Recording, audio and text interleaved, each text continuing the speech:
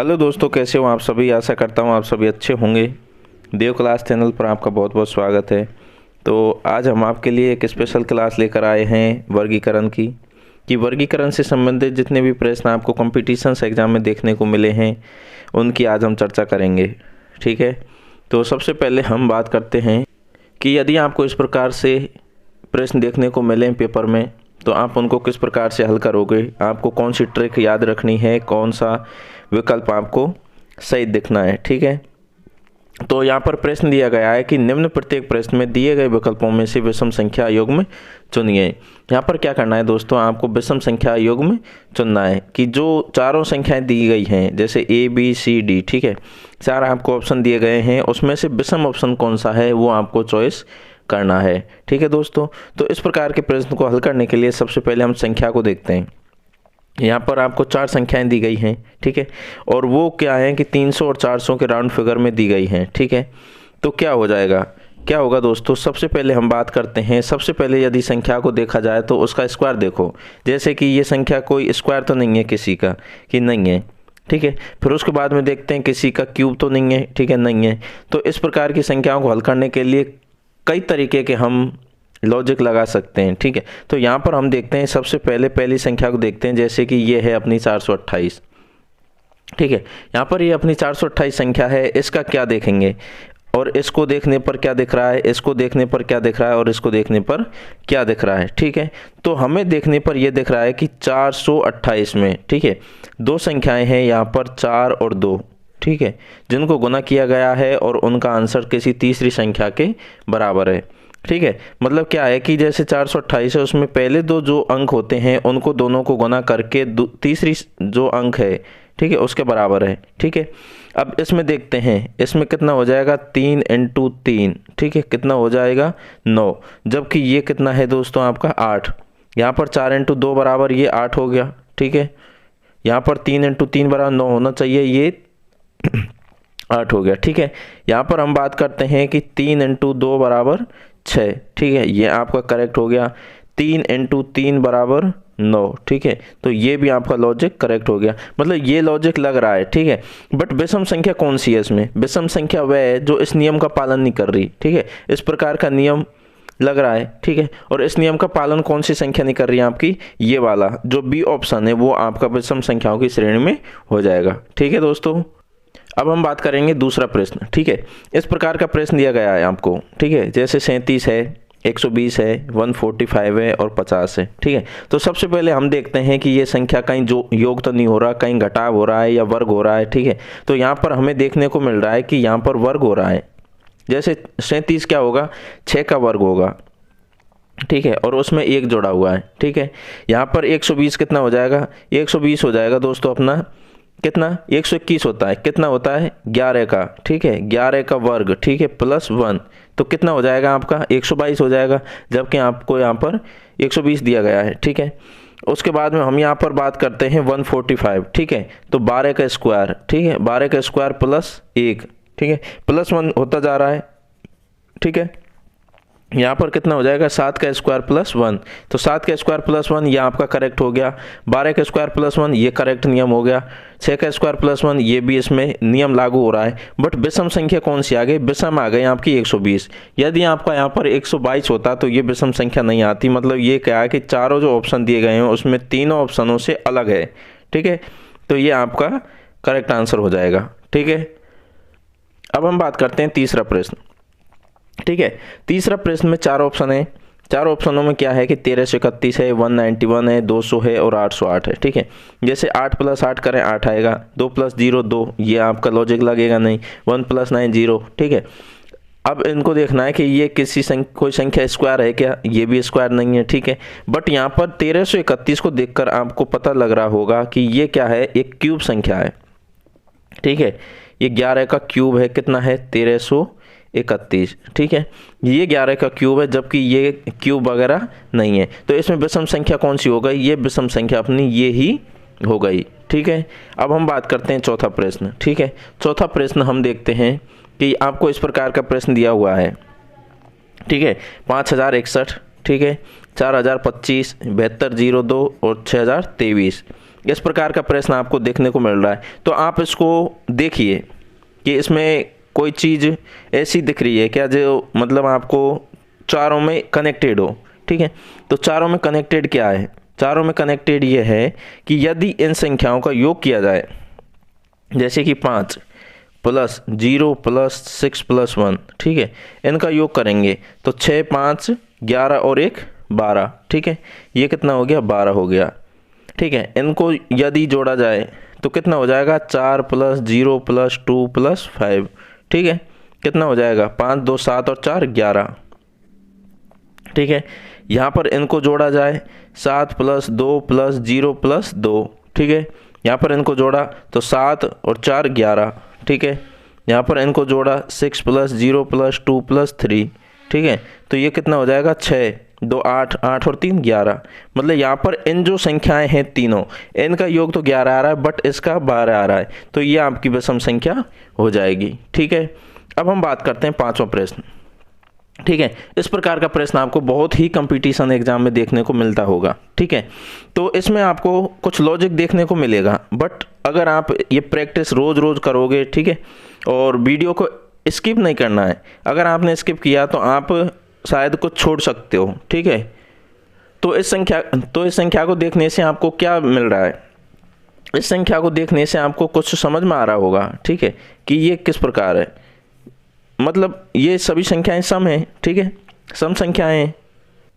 तो इसमें हमको देखने को मिलेगा, क्या मिलेगा? जैसे 104 है, तो 104 को जैसे कि 4 × 26 हम कर दें यदि, ठीक है, तो कितना हो जाएगा? 4 × यदि 26 कर दें तो 104 मिल जाएगा। ठीक है, और इसी प्रकार से इसको भी 3 × 26 कर दें, मतलब एक प्रॉपर संख्या है, उसको 4 से और 3 से गुना किया जा रहा है। ठीक है, जैसे 96 है, 96 का हम क्या करेंगे?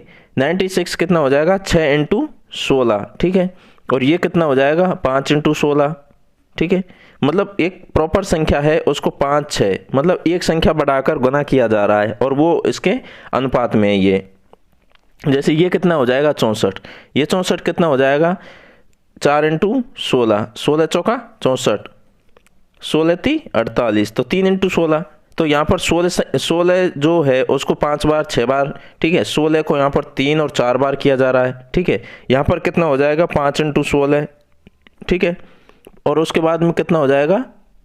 5 × 16, ठीक है, पर 60 का नहीं होगा तो 20 × 4 कर देंगे। इसको कितना कर देंगे? 20 चौका 80 और 20 तिया 60, तो 3 × 20, ठीक है, मतलब इनको गुना किया जा रहा है। ठीक है, गुना किया जा रहा है, तो इसमें अलग कौन सी हो जाएगी आपकी? जैसे कि अलग कौन सी है? जैसे 4 × कोई संख्या है, 4 × 3 × कोई संख्या है, 3 × कोई संख्या है, 4 × कोई संख्या है, 3 × कोई संख्या है, बट इसमें 5 और 6 हैं। ठीक है, तो आपका विषम कौन सा हो जाएगा? विषम 96:80 का जो आपको दिया गया है मान, वो आपका विषम संख्याओं में हो जाएगा। ठीक है, तो हम यहाँ पर देखें छठवां प्रश्न क्या दिया गया है। छठवां प्रश्न आपका इस प्रकार से दिया गया है। ठीक है, और छठवें प्रश्न की यदि हम बात करें तो इसमें आपको कौन सी चीज़ दिख रही है? ठीक है, मतलब क्या दिखाई दे रहा है? तो इसमें आपको दिखाई दे रहा है कि दो संख्याएं जो हैं, ठीक है, पहली दो संख्याओं का योग आपका कितना है? 7 दिया गया है। जैसे कि 4 और 4 ये 8 हो गया, ठीक है, 6 और 1 7, ठीक है, 5 और 2 7, ठीक है, और लास्ट की जो संख्या है 2, उनका योग कितना दिया गया? 3, ठीक है, 2 और 1 3, 2 और 1 3, आपका यहाँ पर कितना है? ये 4 हो गया। ठीक है, तो आपको देखने से पता चल रहा होगा कि विषम कौन सी हो गई? 7 और 3 7 और 3 7 और 3, ठीक है, इस प्रकार से ये तो आपका सेम हो गया। विषम आपका कौन सा हो गया? बी वाला ऑप्शन आपका विषम हो गया। ठीक है दोस्तों, अब हम बात करते हैं सातवां प्रश्न। सातवें प्रश्न में आपको दिया गया है कि 729 27 है, 36 और 19 है, 476 32 है, ठीक है, और 676 और 26 है। ठीक है, तो क्या हो जाएगा? क्या हो जाएगा कि यहाँ पर कोई वर्ग हो रहा होगा या तो किसी संख्या का, या फिर क्यूब हो रहा होगा। ठीक है, इस प्रकार से आपको पता लगाना है। तो यहाँ पर क्या देखने को आपको मिल रहा है? ठीक है, यहाँ पर देखने को क्या मिल रहा है कि यहाँ पर हमें देखने को मिल रहा है कि ये जो संख्या दी गई है, ठीक है, ये जो पिछली वाली संख्या है, इसका यहाँ पर क्या है? स्क्वायर देखने को मिल रहा है। ठीक है, स्क्वायर देखने को मिल रहा है। ठीक है, यहाँ पर इसको 19 का स्क्वायर आपको देखने को मिल रहा है, ठीक है। 26 का यहाँ पर आपको स्क्वायर देखने को मिल रहा है, ठीक है। बट यहाँ पर 32 का स्क्वायर यहाँ पर नहीं है, ठीक है। 32 का स्क्वायर यहाँ पर नहीं है, ठीक है, समझ रहे हो ना। यहाँ पर 32 का स्क्वायर नहीं है, ठीक है। तो 32 का स्क्वायर नहीं है तो ये आपकी विषम संख्या हो जाएगी, ठीक है दोस्तों।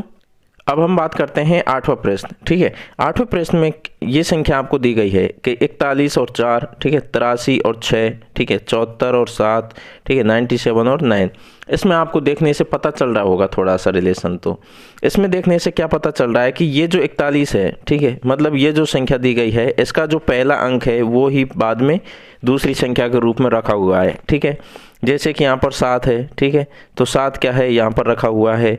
जैसे 9 है वो यहाँ पर रखा हुआ है, ठीक है। जबकि यहाँ पर विषम संख्या कौन सी हो जाएगी, 8, ठीक है, क्योंकि ये जो संख्या है इसका प्रथम अक्षर यहाँ पर नहीं है, ठीक है।